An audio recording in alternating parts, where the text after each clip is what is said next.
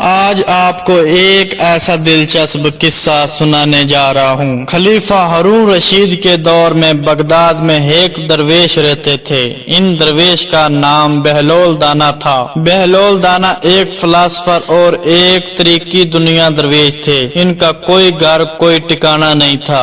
وہ عموماً شہر میں ننگے پاؤں پھرتے تھے اور جس جگہ تھک جاتے تھے وہیں ڈیرا ڈال لیتے تھے۔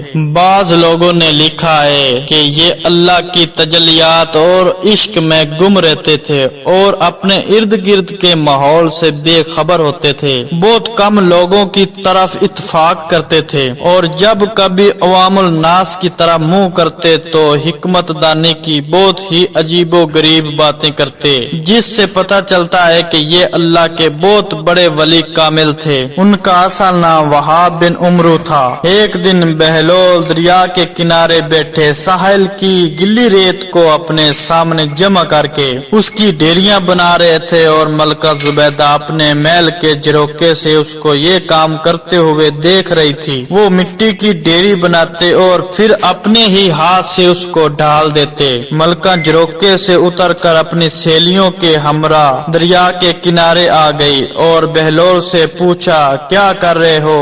بہلول نے ادائے بے نیازی سے کہا، جنت کے محل بنا رہا ہوں۔ ملکہ نے سوال کیا، اگر کوئی تم سے یہ محل خریدنا چاہے تو کیا تم اس کو فروخت کرو گے؟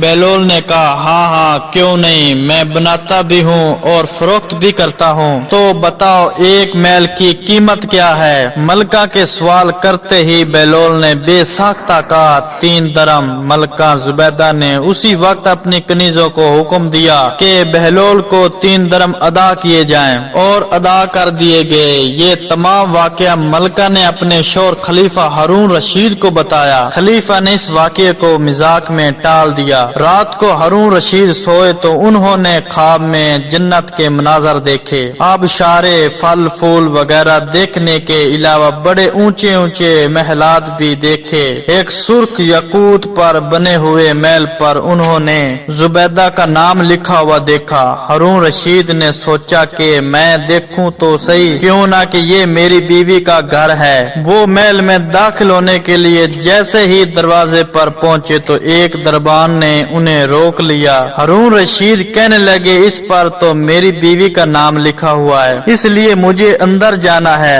دربان نے کہا، نہیں، یہاں کے دستور کچھ الگ ہیں، جس کا نام ہوتا ہے اسی کو اندر جانے کی اجازت ہوتی ہے، کسی اور کو اجازت نہیں ہوتی، لہذا آپ کو داخل ہونے کی اجازت نہیں ہے۔ جب دربان نے ہارون رشید کو پیچھے ہٹایا تو ان کی آنکھ کھل گئی۔ بیدار ہونے پر فوراً خیال آیا کہ مجھے تو لگتا ہے بہلول کی دعا زبیدہ کے حق میں اللہ رب العزت کے ہاں قبول ہو گئی ہے۔ وہ ساری رات اسی افسوس میں کروٹیں بدلتے رہے۔ چنانچہ اسی شام کو بہلول کو تلاش کرتے ہوئے ادھر ادھر دیکھ رہے تھے کہ اچانک انہوں نے دیکھا کہ بہلول ایک جگہ بیٹھے اسی طرح مکان بنا رہے ہیں۔ ہارون رشید نے السلام علیکم کہا۔ بہلول نے جواب دیا، وعلیکم السلام۔ ہارون رشید نے پوچھا، کیا کر رہے ہو؟